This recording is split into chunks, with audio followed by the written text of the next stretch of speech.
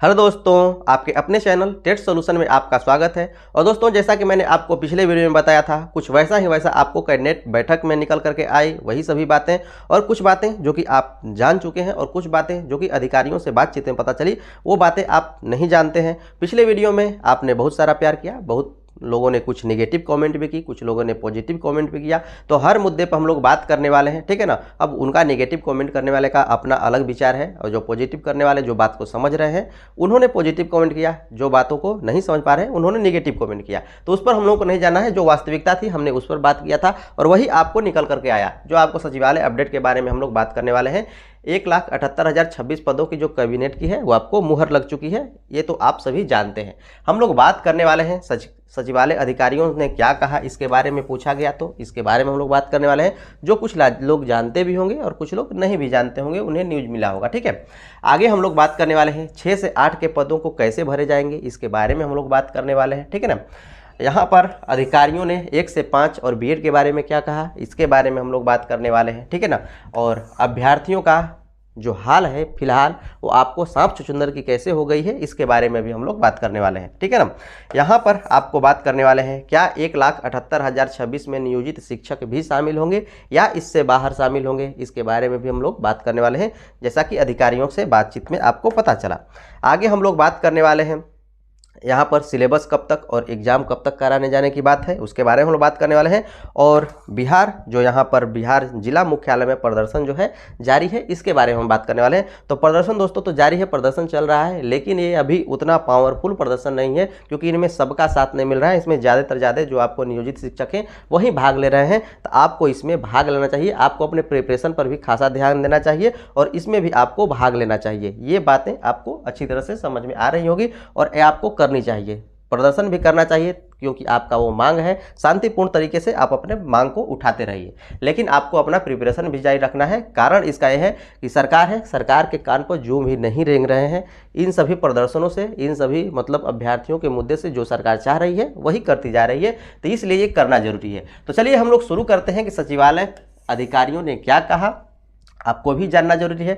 तो सचिवालय अधिकारियों यहाँ पर बात करें तो आप भी अपने स्तर से इस बात को पता कर सकते हैं यदि आप चाहें तो उनका कहना सीधा सीधा सा है सचिवालय अधिकारियों का कि ये जो आपको 6 से 8 के पदों के बारे में यदि बात किया जाए तो यहाँ पर उन्होंने कहा कि जो आपको ये 6 से 8 वाले पद है, इसमें आपको 0 रिक्ति होने वाली है, अर्थात इसमें कोई भी रिक्ति आपको नहीं होगी, शून्य ही रिक्ति है। जो आपको 1745 रिक्तियाँ हैं वो तो आप जानते हैं कि स्पेशल शिक्षकों के लिए है, और वो जो स्पेशल बीएड किए हुए हैं उन्हीं के लिए है। लेकिन यहाँ पर जो है आपको रिक्तियां हैं, पद कैसे भरे जाएंगे, इसके बारे में पूछा गया तो उन्होंने बताया कि इस जो रिक्तियों को है, अर्थात जो आपको 6 से 8 वाले पद है, इनको पदोन्नति करके भर दिया जाएगा, ठीक है ना, पदोन्नति करके भर दिया जाएगा, उन्होंने ये कहा। और स्थानांतरण के बारे में बात कही, ठीक है ना, कि स्थानांतरण करके अर्थात पदोन्नति करके इन जो सीट है इनको आपको भर दिया जाएगा। आगे हम लोग बात कर रहे हैं यहाँ पर पदों, यहाँ पर स्थानांतरण होगा तो इसमें क्या कोई नए शिक्षक इसमें आने वाले हैं? नए शिक्षक तो आने वाले नहीं है, जो पुराने वाले हैं वही इसमें आने वाले हैं, ठीक है। अब अधिकारियों ने 1 से 5 और बीएड के बारे में क्या कहा, इसके बारे में बात किया जाए तो उन्होंने कहा कि जो 1 से लेकर के 5 तक में बीएड आपको वैलिड रहेगा, जैसे एनसीटीई के द्वारा वैलिड कहा गया है वैसा ही आपको वैलिड रहेगा। लेकिन अभी सुप्रीम कोर्ट का रिजल्ट आना बाकी है, तो इस पर उन्होंने कुछ नहीं कहा। इस बारे में सिर्फ इतना ही कहा कि 1 से 5 भी इसमें वैलिड, 1 से 5 में बीएड वाले वैलिड रहने वाले हैं, ठीक है ना। अभी सुप्रीम कोर्ट का मैटर अलग है, वो आपको आएगा तो उसका कुछ अलग ही मैटर होने वाला है, उससे कोई मतलब नहीं, लेकिन अभी तक का यहाँ तक आपको बात है।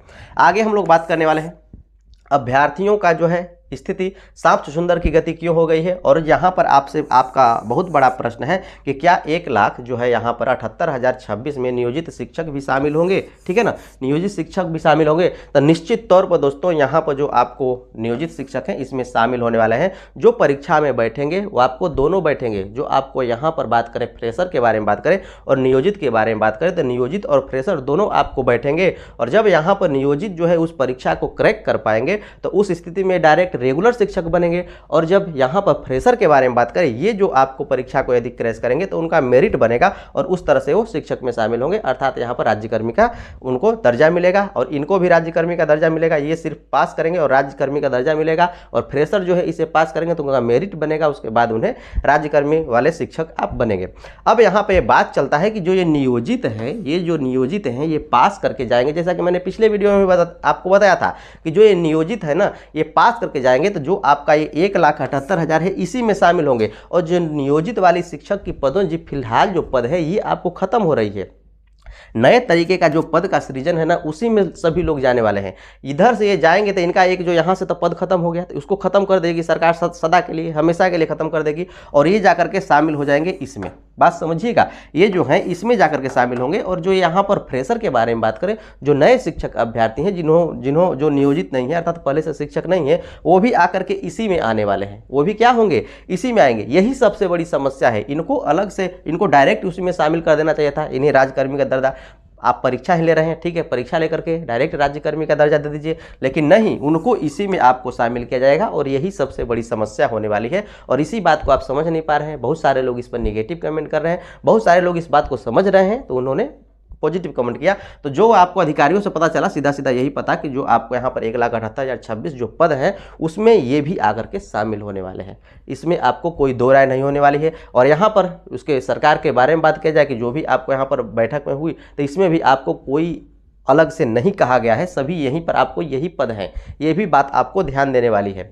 आगे हम लोग बात कर लेते हैं रिक्तियों को। तो जो भी आपको रिक्तियां हैं, जो कैबिनेट से आपको बैठक पर मुहर लगी, उसको उन रिक्तियों को जिला में भेजने की प्रक्रिया जो है शुरू कर दी गई है, जैसा कि पता चला। ठीक है, जो प्रक्रिया है आपको शुरू हो गई है जिला में सभी रिक्तियों को भेज देने की। अब तो रिक्तियां पता चल गई, रिक्तियां कितनी है वो क्रिएट कर दी गई। अब इस पर काम शुरू हो रहा है और इनको भेजा जा रहा है जिला में।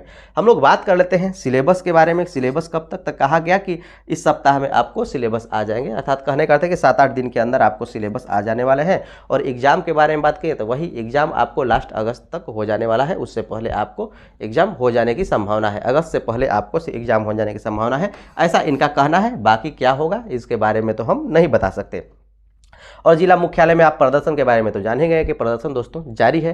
तो यहाँ पर अब आप कर क्या सकते हैं, तो आपके पास दो ही ऑप्शन है, या तो आप सरकार का प्रदर्शन कीजिए और नहीं तो आप अपने पढ़ाई में रखिए और इसमें आप शामिल होजिए। अब यहाँ पर जो आप 85,000 प्राइमरी के बारे में बात कर रहे हैं, यहाँ पर जो 1 से 5 में है प्राइमरी, इसमें आकर के ये नियोजित वाले भी घुसेंगे, तो वही समस्या होगी जो मैंने आपको कल बताया था कि ये आपको 85,000 है। इनमें भी स्पेशल शिक्षकों के बारे में बात करें तो 5,400 कुछ सीट है 85,000 में, तो वास्तव में बचे कितना, 80,000। अब इस 80,000 में बीएड वाले भी शामिल होंगे और प्राइमरी वाले भी शामिल होंगे और साथ साथ जो नियोजित वाले हैं वो भी आपको शामिल होने वाले हैं। इसी आपको 80,000 में आपको शामिल होने वाले हैं। तो आप समझिए कि नियोजित शिक्षक हैं कितने, उसका 30-35% भी, इसका जो नियोजित शिक्षक है इसके 30-50% तो नहीं पास करेंगे, ये तो निश्चित है। आपकी तुलना में ये 50% नहीं पास करेंगे, लेकिन 35% भी यदि पास करते हैं और इसमें जाते हैं 1 से लेकर के 5 तक में जाते हैं, तो 1 से 5 तक जो कोई आपको फ्रेशर कैंडिडेट है उनके लिए कितनी सीट बचने वाली है ये आप अनुमान लगा सकते हैं। और जो ये आपको 80,000 दिख रहा है, जो ये आपको 80,000 दिख रहा है, अब ये कितना होने वाला है आप समझ सकते हैं। तो ये 80,000 कोई बहुत ज़्यादा नहीं है। यहाँ पर आपको प्राइमरी में 1 लाख के इर्द गिर्द होने वाली थी। मिडिल के बारे में बात करते हैं, मिडिल में आपको 35,000 कुछ रिक्तियाँ थी, वो सभी की सभी रिक्तियाँ गायब कर दी गई। और रिक्तियाँ गायब कर दी, यहाँ पर भरने के बारे में बात चल रहा है कि जो आपको इन रिक्तियों को भरा जाएगा पदोन्नति के द्वारा, स्थानांतरण के द्वारा इनको भरा जाएगा। और यहाँ पर आपको 0 रिक्तियाँ हैं, जो आपको 1745 रिक्तियाँ थी वो भी आपको वास्तविक रिक्तियाँ नहीं है। तो ऐसी मैटर है और ये आपको पुख्ता मैटर ही ऐसा ही है, ठीक है ना। आप अपने आप को इस पर विश्वास करें या ना करें वो तो आपकी मर्जी है।